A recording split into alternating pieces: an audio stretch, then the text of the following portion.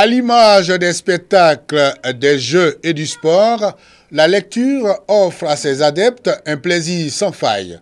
L'oubli des soucis, le combat perpétuel contre le stress, la formation de l'esprit critique restent, selon le professeur Trodéo Roger, les principaux bienfaits de cet exercice de la pensée. Le savoir ne se trouve pas sur Internet, le savoir se trouve dans les livres.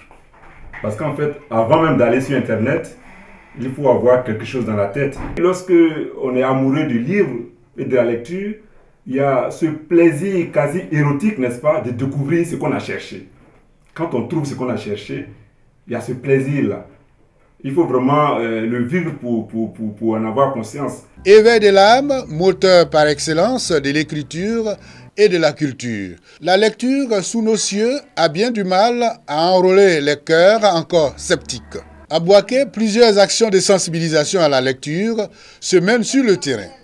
Pour les initiateurs, cette action vise à amener la jeune génération à s'intéresser aux livres. La lecture est un exercice qui motive la patience d'un être humain. Les personnes qui sont beaucoup émotives, la seule solution, c'est de beaucoup lire. Avant d'écrire, il faut d'abord lire. Et par la lecture, on construit notre personnalité, on construit notre société. Donc la lecture est la pierre angulaire de toutes nos actions. L'amour du livre, Trodéo Roger a quelques secrets pour l'acquérir.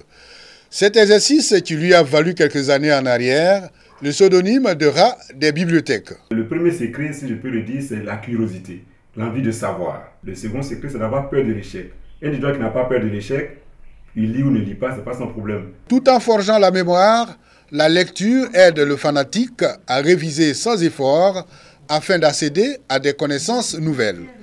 Une occasion rêvée pour les jeunes apprenants qui pourtant s'y adonnent de moins en moins.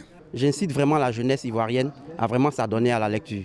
Car lire, c'est voyager, comme l'a dit Victor Hugo. Lire, c'est vraiment se cultiver.